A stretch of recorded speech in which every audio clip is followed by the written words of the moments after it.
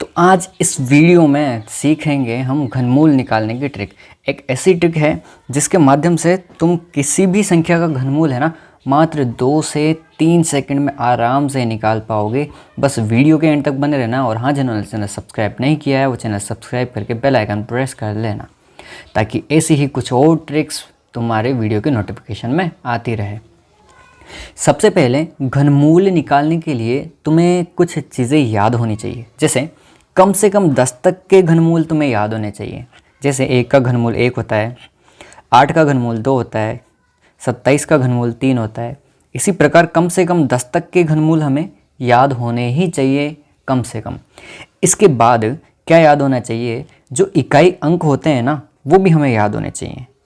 जो इकाई अंक होते हैं, जैसे अगर किसी संख्या के हमें घनमूल निकालना है, जैसे 125 का घनमूल हमें निकालना है, तो इसमें जो इकाई अंक है 5, उसका घनमूल कितना होगा वो हमें पता होना चाहिए। तो इसका घनमूल हमेशा होगा 5। अब ये कुछ संख्याएं हैं जो मैं तुम्हें बता देता हूँ कि अगर इकाई अंक पर वो संख्या आए तो उनका घनमूल क्या होगा। एक का घनमूल, जैसे अगर किसी संख्या के में इकाई का अंक 1 है ना, तो उसका घनमूल इकाई का अंक 1 रहेगा हमेशा, ये ध्यान रखना।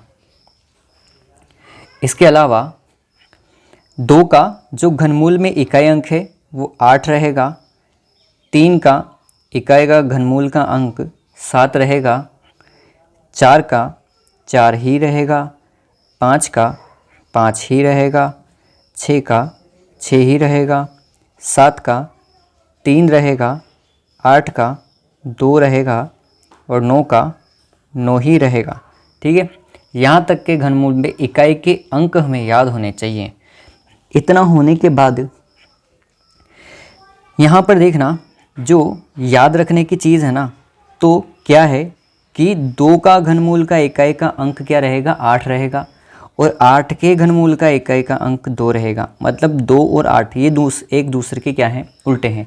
अगर इकाई का अंक 2 है तो घनमूल का अंक 8 होगा, इकाई का अंक 8 है तो घनमूल का अंक 2 होगा। इसी प्रकार 3 और 7 का भी है, 3 और 7 का, 3 और 7 वाले में भी यही रिलेशन रहेगा कि अगर घनमूल का इकाई अंक 3 है तो उसका घनमूल का इकाई अंक 7 होगा, और अगर संख्या में 7 है इकाई का अंक तो उसका घनमूल का अंक 3 होगा। और इन दोनों संख्याओं, इन चारों संख्याओं के अलावा जितनी भी संख्याएं हैं ना, उनके इकाई के अंक सेम रहते हैं। जैसे 1 का इकाई अंक 1 रहेगा, 4 का 4 रहेगा, 5 का 5, 6 का 6 और 9 का 9।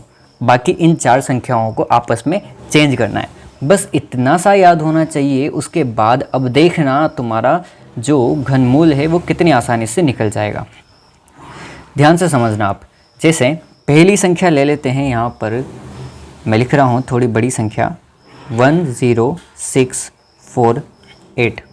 ये कोई नंबर है, इसका हमें घनमूल निकालना है जल्दी से। तो कैसे निकालेंगे देखना।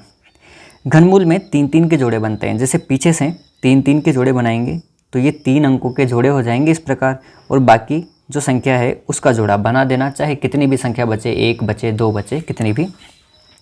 तो 3 के जोड़े बनाने के बाद जितनी संख्या बचेगी उसका जोड़ा बना देंगे। इसमें से क्या लेना है, इस जोड़े में से हमें लेना है कि जो 8 दिख रहा है ना, इसका घनमूल का इकाई का अंक क्या होगा। तो मैंने कहा था 8 का क्या होगा, 2 होगा। तो 8 का इकाई अंक क्या होगा, 2 होगा, तो 2 को लिख देना।